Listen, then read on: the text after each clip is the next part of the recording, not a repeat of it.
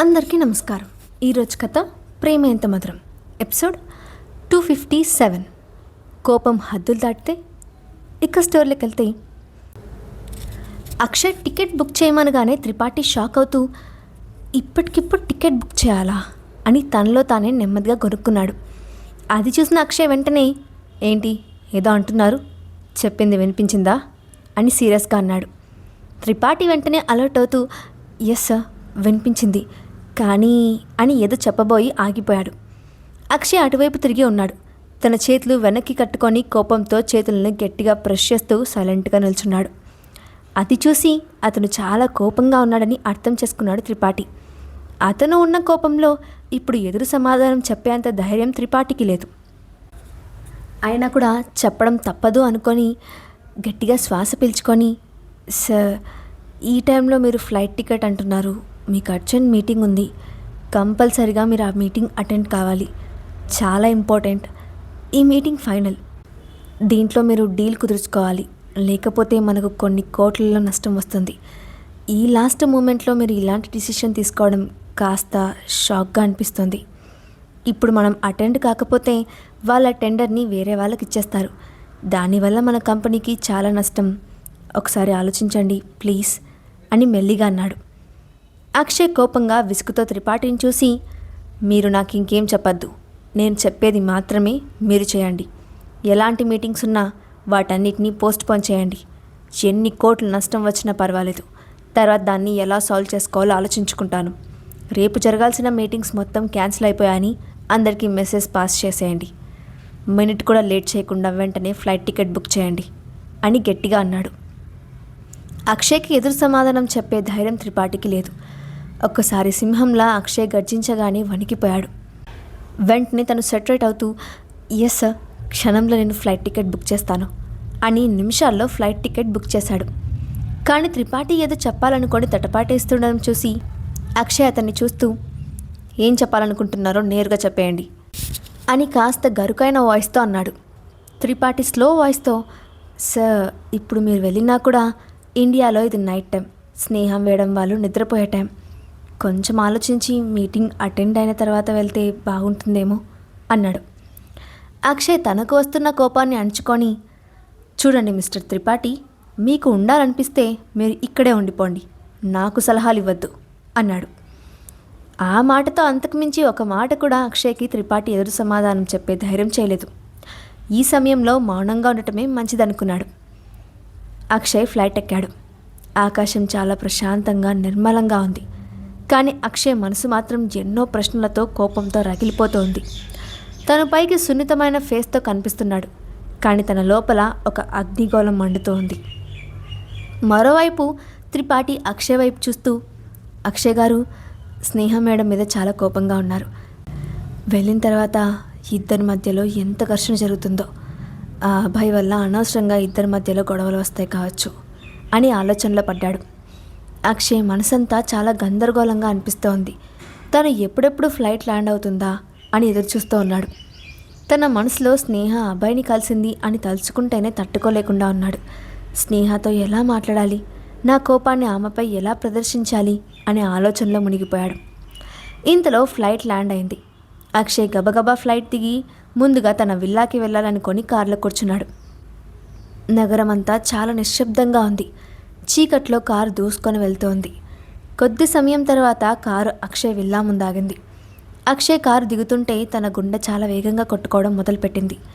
స్నేహను చూసిన తర్వాత తన రియాక్షన్ ఎలా ఉంటుందో తను ముందుగా ఊహించుకోలేకపోయాడు. అదంతా ఆలోచిస్తూనే వెళ్ళి కాలింగ్ బెల్ కొట్టాడు. ఇంత అర్ధరాత్రి పూట ఎవరొచ్చారా అని అన్నపూర్ణమ్మ డౌట్గా వచ్చి డోర్ ఓపెన్ చేసింది. ఎదురుగా అక్షయ్ని చూసి బిత్తరపోయి మీరు ఈ సమయంలో వచ్చారు, ఏమైంది బాబు, ఏదైనా సమస్య అని ఆశ్చర్యంగా మొహం పెట్టుకొని అడిగింది. అదేం లేదు అన్నపూర్ణమ్మ గారు, మీరు వెళ్ళి రెస్ట్ తీసుకోండి అంటూనే అక్షయ్ స్నేహ గది వైపు నడిచాడు. అన్నపూర్ణమ్మ మనసులో చాలా డౌట్స్ వస్తున్నాయి. ఇంకా 2 రోజుల వరకు రాను అని చెప్పిన అక్షయ్ బాబు ఇంత త్వరగా రావడం ఏంటి, ఖచ్చితంగా ఏదో జరిగే ఉంటుంది అని మనసులోనే అనుకుంటూ మీకేమైనా ఏర్పాట్లు చేయమంటారా అని అడిగింది. ఇప్పుడు నాకు ఏమీ వద్దు, మీరు వెళ్ళి పడుకోండి అని చెప్తూ అక్షయ్ స్నేహ రూమ్ వైపు స్పీడ్గా వెళ్ళాడు. అన్నపూర్ణకు అక్షయ్ పరిస్థితి ఏమీ అర్థం కాలేదు. కానీ అక్షయ్ ముఖంలో కోపం మాత్రం స్పష్టంగా కనిపించింది. ఏదో సమస్యతో కోపంతో రగిలిపోతున్నాడని మాత్రం అర్థమైంది. ఆ మాటల్లో విసుగు వినిపించింది. స్నేహ గదివైపు అంత ఆతృతగా ఎందుకు వెళ్తున్నాడు? ఏదైనా జరగకూడనిది జరిగిందా అని ఆమె మనసు పరిపరి విధాల ఆందోళన పడింది. అన్నపూర్ణమ్మ చాలాసేపు హాల్లో ఇదంతా ఆలోచిస్తూ నిలబడిపోయింది. ఆ తర్వాత మెల్లగా నిట్టూరుస్తూ తన గదిలోకి వెళ్ళింది. అక్షయ్ ఫాస్ట్గా నడుచుకుంటూ వచ్చి స్నేహ రూమ్ డోర్ ఓపెన్ చేశాడు. బెడ్ పైన స్నేహ ప్రశాంతమైన మొహంతో గాఢ నిద్రలో ఉంది. బెడ్ పక్కనే ఉన్న టేబుల్ ల్యాంప్ వెలుతురులో ఆమె ముఖం చాలా ప్రకాశవంతంగా కనిపిస్తోంది. అక్షయ్ ఆ అందమైన ముఖాన్ని చూస్తూనే మైమర్చిపోయాడు. ఆ తన్మయత్వంతో 2 అడుగులు ముందుకు వేశాడు. చల్లని గాలికి ఆమె తల వెంట్రుకలు మెల్లగా కదులుతున్నాయి. స్నేహ ముఖంలో సన్నని చిరునవ్వు కనిపించింది. స్నేహ మొహం చూస్తూ ఉంటే కల్లా కపటం లేని పసిపిల్ల ముఖంలా ఉంది. ఎంతో కోపంతో వచ్చిన అక్షయ్ స్నేహను చూడగానే తన కోపం అంతా పటాపంచలైపోయింది. దాంతో అక్షయ్ మరో 2 అడుగులు ముందుకు వేసి వచ్చి బెడ్ పైన స్నేహ పక్కనే కూర్చున్నాడు. ఆ క్షణంలో అక్షయ్కి స్నేహ వెళ్ళి అబ్బాయిను కలిసిందన్న విషయం గుర్తొచ్చింది. కానీ తన ఆలోచనలన్నీ స్నేహను చూసిన తర్వాత మారిపోయాయి. నా స్నేహ పైననా నేను ఇంత కోపం పెంచుకుంది అంటూ తన చేతి వేళ్లతో స్నేహ ముఖంపై ఉన్న జుట్టును సరిచేశాడు. ఆ స్పర్శతో స్నేహ కొద్ది కదిలింది. తనకు నిద్ర డిస్టర్బ్ అవుతుందేమో అని తన చేతిని వెంటనే వెనక్కి లాగేసుకున్నాడు అక్షయ్. ఆ సన్నని వెలుతురులో వెలిగిపోతున్న స్నేహ ముఖాన్ని తదేకంగా చూస్తూ కూర్చున్నాడు. అతని లోపల ఎన్నో ఆలోచనలు రేకెత్తుతున్నాయి. కాస్త ముందుకు వంగి స్నేహ నుదురు మీద ముద్దు పెట్టుకున్నాడు. నేను అంత కోపంగా వచ్చి ఆ కోపంలో స్నేహను ఏదైనా అని ఉంటే తను చాలా బాధపడేది కదా. నేనెందుకు ఇంత ఫూలిష్గా ఆలోచించాను? నా స్నేహ నన్ను ఎప్పటికీ మోసం చేయదు అంటూ తన చేతిని తీసుకొని ముద్దు పెట్టుకున్నాడు. నిద్రలో స్నేహ అక్షయ్ చేతిని అలాగే పట్టుకొని సైడ్కి తిరిగింది. ఆ కుదుపుతో అక్షయ్ ఒక్కసారి స్నేహ మీద పడిపోయి మళ్ళీ తాను బ్యాలెన్స్ చేసుకొని ఆమె మీదకు వంగి ఆమె మొహానికి దగ్గరగా తన మొహాన్ని పెట్టి తన నుండి వచ్చే ఆ సుగంధ పరిమళానికి ఏదో మత్తులోకి జారుకున్నాడు. వెంటనే స్నేహ మొక్కాన్ని తన చేతిలోకి తీసుకొని ఆమె పెదాలపై ముద్దు పెట్టుకున్నాడు. స్నేహకు నిద్రలో ఆ స్పర్శ తెలుస్తోంది. కానీ తను నిద్రపోయే ముందు అక్షయ్ గురించి ఆలోచిస్తూ నిద్రపోయింది కాబట్టి అదంతా తన కల కావచ్చు అని నిద్రలోనే భ్రమపడుతోంది. కానీ ఇంతలో అక్షయ్ ఒకసారి మళ్ళీ హక్ చేసుకొని ముద్దు పెట్టుకోగానే స్నేహ ఉలిక్కి పడి లేచి కూర్చుంది. తను గాఢ నిద్రలో ఉండటం వల్ల తను ఒకేసారి ఎదురుగా ఉంది అక్షయ్ అంటే నమ్మలేకపోతోంది. తను చాలా కంగారు పడుతూ, అక్షయ్ నువ్వేనా అని ఇంకా ఏదో కలలో ఉన్నట్టుగానే అంది. అక్షయ్ మెల్లగా చిరునవ్వుతో నేనే అన్నాడు. అప్పటికి స్నేహ ఇంకా నమ్మలేకపోతోంది. ఇదేంటి అక్షయ్ ఇంత సడన్గా చెప్పకుండా వచ్చేసావు ఇంత అర్ధరాత్రి సమయంలో అని అంది. అక్షయ్ స్నేహ వైపు చూస్తూ తన చేత్తో స్నేహ ముఖం మీద హెయిర్ సరిచేస్తూ ఏ రాకూడదా? నిన్ను విడిచి ఉండలేక వచ్చేశాను అన్నాడు. స్నేహ వెంటనే అక్షయ్ని గట్టిగా హక్ చేసుకొని నీకోసం నేను ఎంతలా ఎదురుచూస్తున్నానో నీకేం తెలుసు? ఇంకా 2 రోజులని అంటే ఎలా గడుస్తాయో ఏమో అని చాలా బాధపడ్డాను. ఒక్కొక్క క్షణాన్ని లెక్క పెట్టుకుంటూ కూర్చున్నాను. నిజంగా నువ్వు ఇలా వస్తావని అనుకోలేదు. ఇప్పుడు నా మనసు చాలా ప్రశాంతంగా ఉంది అని ముద్దులతో అక్షయ్ ముఖాన్ని నింపేసింది. అక్షయ్ కూడా స్నేహను గట్టిగా హక్ చేసుకున్నాడు.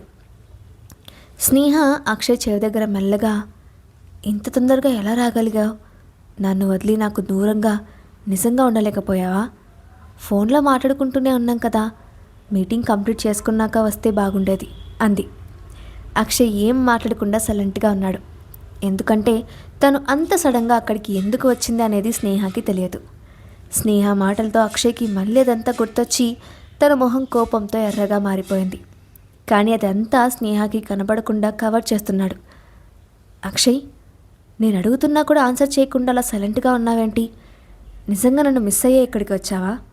లేకపోతే ఇక్కడ అర్జెంట్ మీటింగ్ లేదా ఏదైనా ఇంపార్టెంట్ వర్క్ ఉందా అని స్నేహ కాస్త బొంగమూతి పెట్టుకొని అంది. నేను ఇప్పుడు రావడం నీకు షాక్గా ఉందా?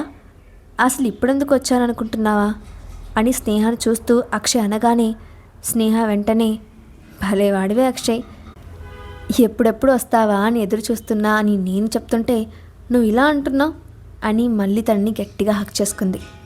అక్షయ్ కొంచెం గరుకు వాయిస్తో రావాలనుకున్నాను, వచ్చాను అన్నాడు.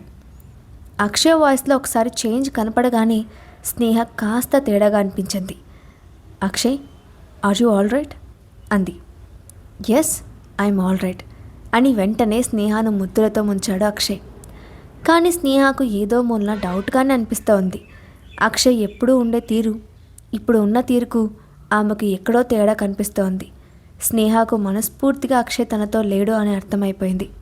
కానీ సైలెంట్గా తన మనసులో ఏముందో కనుక్కోవాలనే ప్రయత్నం చేయాలి అనుకుంది. అక్షయ్ తనకు మరింత దగ్గరగా వచ్చి మాట్లాడుతూ ఉంటే స్నేహ తనకు కొంచెం వెనక్కి నెట్టి కనుబొమ్మలు ఎగరేస్తూ ఏదో ఉంది అని తన పిడికిలు బిగించి చూపుడు వేలును ఊపుతూ అంది. అక్షయ్ స్నేహ చేతిని పట్టుకొని దగ్గరకు లాక్కొని ఏమీ లేదు స్నేహ అంటూ ఆ చేతిని తీసుకొని అలాగే నోట్లో పెట్టి మెల్లగా పళ్ళతో కొరికాడు. వెంటనే నొప్పితో స్నేహ తన చేతిని వెనక్కి లాగేసుకొని ఎంత ట్రై చేసినా చెప్పట్లేదు కదా అని అనుకుంటూ అన్ని ప్రశ్నలు మనసులో దాచుకోవడం ఎందుకు, తను అడగటం బెటర్ అనుకొని, అక్షయ్, నువ్వు నా దగ్గర ఏదో దాస్తున్నా, నాతో చెప్పట్లేదు, నిజంగా ఏదో ఉంది. నువ్వు ఇంత సడన్గా రావడం, నువ్వు నా దగ్గర బిహేవ్ చేస్తున్న తీరు, నీ మొహంలో ముఖ్యంగా నీ కళ్ళల్లో నాకు అవన్నీ కనిపిస్తూ ఉన్నాయి. ఏదైనా ఉంటే ముందే చెప్పేసి అంది. చూడు స్నేహ, నేను ఇంతలా చెప్తున్నాను ఏమీ లేదని, మీకోసమే ఇక్కడి వరకు వచ్చి పక్షిలా వాలిపోయాను అని చెప్తూ ఉంటే నువ్వు ఇంకా పదే పదే దాన్నే గుచ్చి అడుగుతున్నా. ఇక ఈ టాపిక్ ఇక్కడితో వదిలేస్తావా అని స్నేహను గట్టిగా హక్ చేసుకున్నాడు. అక్షయ్ అంత బలంగా పట్టుకునేసరికి స్నేహకు కాస్త ఇబ్బంది అనిపించింది. మరీ ఇంత రూడ్గా బిహేవ్ చేయకు, నేను ప్రెగ్నెంట్ అని మర్చిపోతున్నావా అని అక్షయ్ని చేత్తో వెనక్కి నెట్టింది. అక్షయ్ తన రెండు చెవులను తన రెండు చేతులతో పట్టుకొని యాక్షన్ చేస్తూ ఐఎమ్ సారీ, నేను అది కావాలని చేయలేదు, సారీ అంటూ స్నేహ ఒళ్ళో పడుకున్నాడు. నీ కడుపులో మన బిడ్డ ఉంది, నేను చిన్న బేబీకి ఇబ్బంది కలిగిస్తానా? నిన్ను చూసిన ఆనందంలో నన్ను నేను మర్చిపోయి ఇన్ని రోజులు నీకు దూరంగా ఉన్న కారణంగా ఇలా బిహేవ్ చేస్తున్నాను, అర్థం చేసుకో అని స్నేహ పొట్ట మీద లైట్గా కిస్ చేశాడు. అక్షయ్ మాటలతో స్నేహ చిరునవ్వుతో ముందుకు వంగి అక్షయ్ పెదాల మీద కిస్ చేసింది. మనకు రాబోయే చిన్న బేబీ ఎలాగో నాకు నువ్వు కూడా అలాగే అక్షయ్, ఒక్కోసారి చిన్నపిల్లల్లా బిహేవ్ చేస్తావు, నువ్వు CEO అనే విషయాన్ని కూడా మర్చిపోతావు అని గట్టిగా నవ్వుతూ అంది. భార్య దగ్గర చిన్నపిల్లల్లో ఉండటం కంటే అదృష్టం ఏముంది చెప్పు, అయినా ఇంత అందమైన తెలివైన ఓపిక కలిగిన భార్య దొరకడం నిజంగా నా అదృష్టమే అని స్నేహను పొగట్టం మొదలుపెట్టాడు. అక్షయ్ స్నేహాల ప్రేమ పరిమళాలతో అలా కొన్ని క్షణాలు గడిచిపోయిన తర్వాత అక్షయ్ మనసులో ఎలాగైనా ఆ అబ్బాయికి వార్నింగ్ ఇవ్వాలి, వాడి అంతు చూడాలనే ఆలోచనలే మొదలవుతున్నాయి. తను స్నేహతో అంత ప్రేమగా ఉన్నప్పటికీ స్నేహ వెళ్ళి అబ్బాయిని కలిసిందనే ఆలోచన తన మనసులను విడిపోవట్లేదు. దీని వెనకాల ఉన్న రీజన్ ఏంటో తెలుసుకోవాలనే ఆలోచనలో ఉన్నాడు అక్షయ్. స్నేహ అక్షయ్ని చూసి ఏంటి అంతలా ఏం ఆలోచిస్తున్నావు అంది. ఏం లేదు అంటూ స్నేహ నుంచి తప్పించుకోవడం కోసం అక్షయ్ వాష్రూమ్కి వెళ్ళాడు. స్నేహకు మనసులో డౌట్ వచ్చింది. ఒకవేళ ఆ అబ్బాయిని నేను కలిసిన విషయం అక్షయ్కి తెలిసిపోయి తను వచ్చాడా అని అనుకుంది. ఒక్కసారిగా తన ఒళ్ళంతా జల్లుమంది. ఈ విషయం అక్షయ్కి తెలిస్తే చాలా గొడవ చేస్తాడు, కానీ వచ్చిన దగ్గర నుంచి నాతో ప్రేమగానే బిహేవ్ చేస్తున్నాడు కదా, బహుశా తెలియకపోవచ్చు అని తనకు తాను సర్ది చెప్పుకుంది. మరోపక్క అక్షయ్ వాష్రూమ్లో అద్దం ముందు నించొని తనలో తాను రగిలిపోతున్నాడు. ఎలాగైనా సరే ఆ అబ్బాయి అంతు చూడాలి అనుకున్నాడు. అలా చాలాసేపు ఆలోచించుకున్న తర్వాత అక్షయ్ డోర్ తీసుకొని బయటకు వచ్చేసరికి ఎదురుగా బెడ్ మీద స్నేహ నీరసంగా పడుకొని ఉంది. నేను ఈ కోపంలో నా పిచ్చి ఆలోచనలతో స్నేహను ఏమైనా ఇబ్బంది పెడుతున్నానా అని మనసులోనే అనుకొని స్నేహ వైపు అలా చూస్తూ నిలబడిపోయాడు. స్నేహ ఇప్పుడు ప్రెగ్నెంట్, ఇప్పుడు తనని ఎంత బాగా చూసుకుంటే బేబీ అంత బాగుంటుంది. నా బిహేవియర్ వల్ల స్నేహను ఇబ్బంది పెడుతున్నాను అనుకుంటూనే వెళ్ళి సైలెంట్గా బెడ్ మీద కూర్చున్నాడు. మరోవైపు స్నేహ ఆలోచనలు కూడా గసిబిసిగా ఉన్నాయి. తను ఎటూ తెలుసుకోలేక ఇబ్బంది పడింది. కానీ ఇద్దరూ ముఖాముఖిగా బయటపడటం లేదు. స్నేహను ఎలా అడగాలని అక్షయ్ ఆలోచిస్తూ ఉంటే అభయ్ గురించి అక్షయ్కి చెప్పేస్తే బాగుండు అని స్నేహ ఆలోచనలో మునిగిపోయింది. అభయ్ను కలిసిన విషయం స్నేహ ముందుగా అక్షయ్తో చెప్తుందా? అక్షయ్ తనలో దాచిన కోపాన్ని స్నేహపై ఎలా చూపించబోతున్నాడు? నెక్స్ట్ పార్ట్లో చూద్దాం. ఈ స్టోరీ అప్డేట్ ఎలా ఉందో కింద కామెంట్ బాక్స్లో మీ ఒపీనియన్ని షేర్ చేయండి. అలాగే ఇలాంటి మరిన్ని స్టోరీస్ కోసం మా ఛానల్ని తప్పకుండా సబ్స్క్రైబ్ చేసి పెట్టుకోండి. Thanks for watching.